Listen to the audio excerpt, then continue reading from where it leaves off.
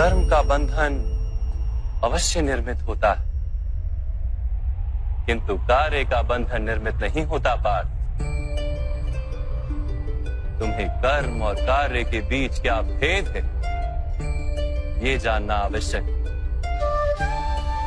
सभी कर्म कार्य, किंतु सभी कार्य कर्म नहीं। कर्म उस कार्य को कहते हैं जिसके साथ फल की आशा जुड़ी। मनुष्य जब भी सुख की, संपत्ति की, प्रशंसा की आशा रखकर कोई कार्य करता है तो वो उस कार्य के फल से बंध जाता है। जब किसी कर्म को फल की आशा से किया जाए तो उसे सकाम कर्म योग कहते हैं, और जब किसी कर्म को बिना किसी फल की आशा से किया जाए तो उसे निष्काम कर्म योग कहते हैं। इसी कारण से उसे बार बार जन्म लेना पड़ता है। वास्तव में मनुष्य को कोई कर्म नहीं बांधता, उस कर्म से जुड़ी आशाएं उसे बांधती।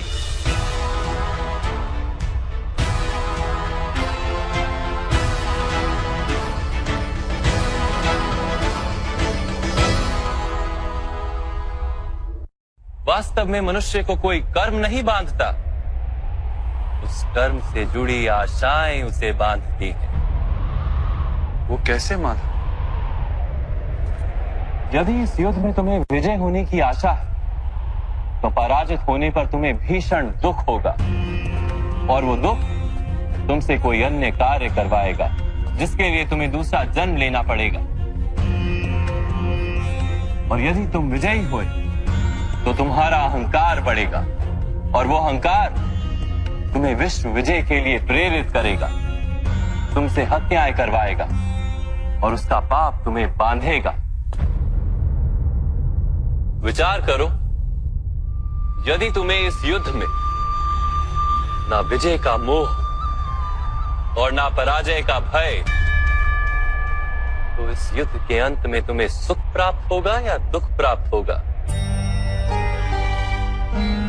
ना सुख माधव, ना ही दुख। अर्थात तुम्हारा सुख, दुख, हताशा, निराशा, अहंकार युद्ध के कारण नहीं है। युद्ध के साथ तुमने जो आशाएं बांधी हुई हैं, उसके कारण है। क्या ये सत्य नहीं है पार्थ?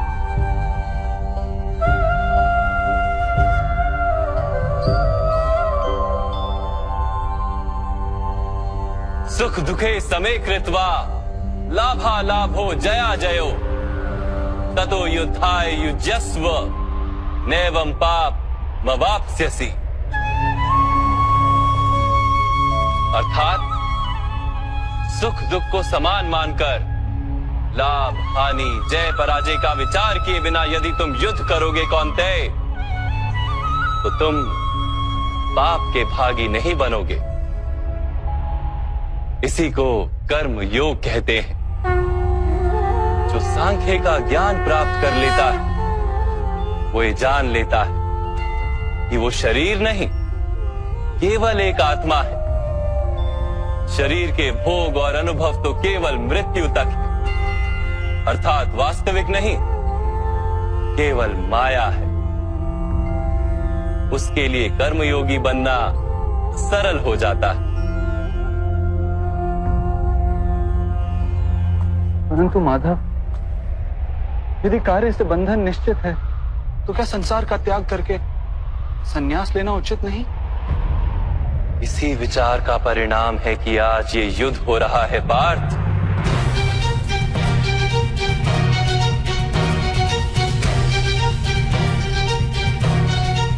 विचार करो, जब सत्व गुण से भरे धर्म को जानने वाले लोग कर्मों का त्याग करते हैं,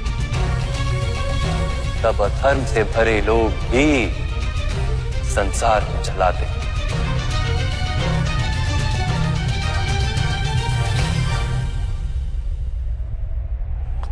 यदि महामहिम ने संसार का त्याग ना किया होता तो आज अधर्म इतना बढ़ता ही नहीं।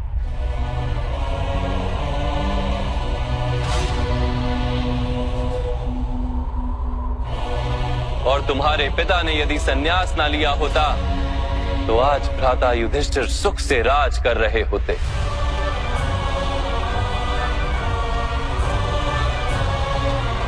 और अपनी प्रजा को न्याय और धर्म का ज्ञान दे रहे होते।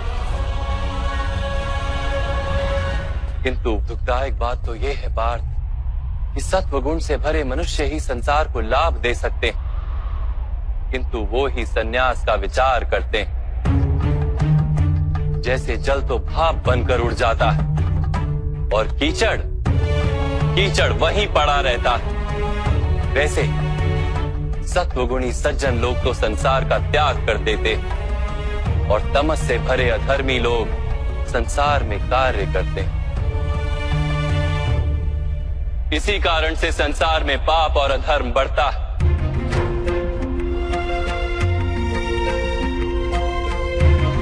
किंतु कर्मयोग इस विचित्र स्थिति से सारे संसार का रक्षण करता है। कर्मयोगी फल की आशा का त्याग करता है, किंतु कर्मों का त्याग नहीं करता। वो इसी संसार में रहता है सन्यासी की भांति, सारे कार्य करता है किंतु उनमें लिप्त नहीं होता। कर्मयोगी अपनी संतानों से, स्वजनों से, अपनी प्रजा से कोई अपेक्षा या आशा नहीं रखता। स्वयं उसे संन्यास का लाभ होता है, किंतु समाज को संसारी की भांति लाभ देता। मनुष्य अपनी संतानों के सुख के लिए श्रम करता है माधव। अपनी संतान से सुख की अपेक्षा कैसे न रखे? मनुष्य अपनी संतानों के लिए जो भी करता है वो व्यापार है या प्रेम पार? प्रेम माधव। तो फिर अपने कार्यों के प्रति फल की इच्छा क्यों पार? भविष्य का लाभ तो व्यापार में देखा जाता है, प्रेम में नहीं। जो मनुष्य अपनी संतानों का चरित्र निर्माण उचित रूप से करता है, संतानों को प्रेम और धर्म के संस्कार देता है, उसकी संतानें भी मनुष्य को प्रेम और सुरक्षा अवश्य देती। संतानों के कर्म, स्वजनों के व्यवहार उनके कर्म है पार, और जब उनके कर्मों पर हमारा कोई अधिकार नहीं होता तो उनसे आशाएं और अपेक्षाएं रखने का क्या प्रयोजन? यदि गहन विचार करोगे पार्थ तो शीघ्र ही ये जान लोगे कि जीवन में ऐसा कोई कार्य नहीं है जिसके साथ आशाएं और अपेक्षाएं जोड़ना अनिवार्य हो। जब सृष्टि ही परमात्मा है और मनुष्य स्वयं परमात्मा का अंश है, तो सारे कार्य परमात्मा ही करते हैं। मनुष्य स्वयं कुछ नहीं करता। यही कर्मयोग का मूल सिद्धांत है पार्थ।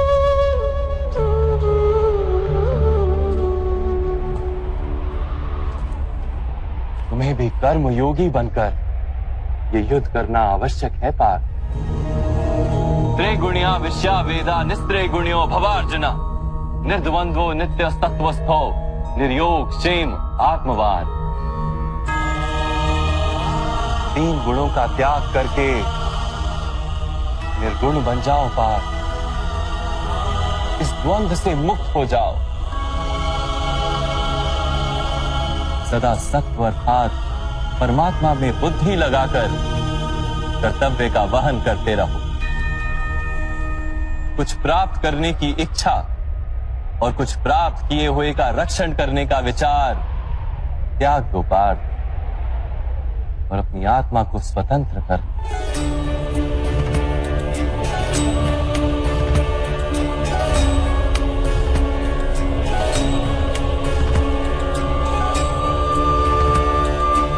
स्मरण रहे पार्थ, कर्मण्यवाधिकारस्ते मा फलेषु कदाचन मा कर्म फल हेतुर्भु मा ते संगोस्त्व कर्मणि। तुम्हारा अधिकार तो केवल कर्म करने का है, फल तो ईश्वर के हाथ में। इसलिए ना कर्म से भागना उचित है और ना ही कर्म के फल की आशा रखना उचित है।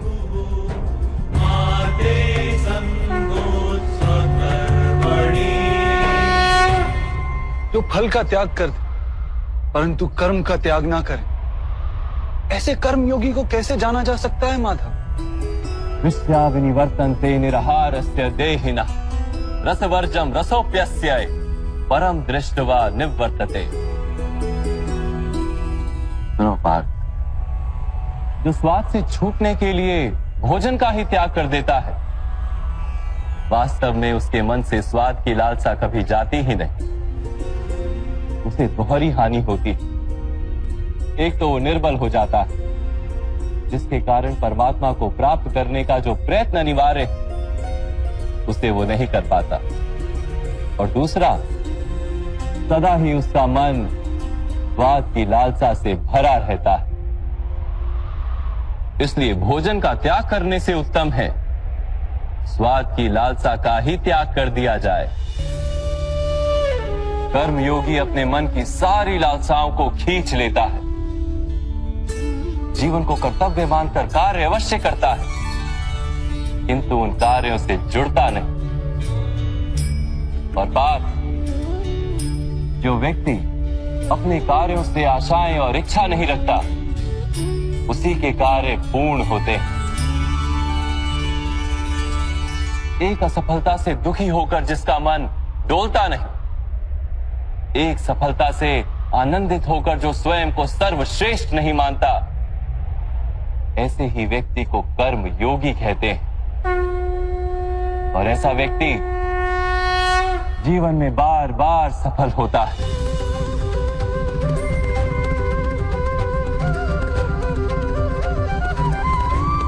ध्यायतो विषयान पुंसः संगस्तेषु पजायते संगात संजायते कामा कामात् क्रोधोऽभिजायते क्रोधात् भवति सम्मोहः सम्मोहात् स्मृति विभ्रमः स्मृति भ्रंशात् बुद्धिनाशो बुद्धिनाशात् प्रणश्यति। फल की आशा से कामना प्रकट होती है, और कामना का तो स्वभाव है असंतुष्ट रहना। असंतोष से क्रोध उत्पन्न होता है, और क्रोध से मोह जन्मता है। मोह के कारण व्यक्ति आचार और व्यवहार का ज्ञान ही भूल जाता है। ज्ञान के जाने से बुद्धि चली जाती है, अनुचित प्रकार के कार्य होने लगते हैं, और समाज ऐसे व्यक्ति का शत्रु बन जाता है। और अंत में ऐसे मनुष्य पूर्णतः पतन हो जाता है।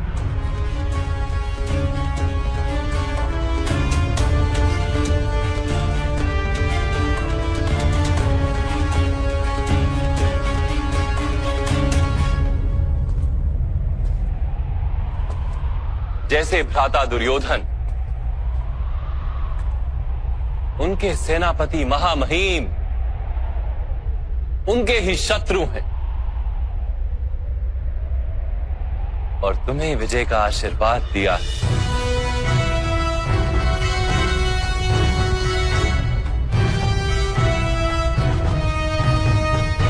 पार्थ, कर्मयोग ब्रह्म विद्या का दूसरा चरण है। परमात्मा में अपनी बुद्धि स्थिर करो, स्वयं को आत्मा जानो, मिथ्या बंधनों से मुक्त हो जाओ, और फल की आशा का त्याग करके केवल कर्म करते रहो।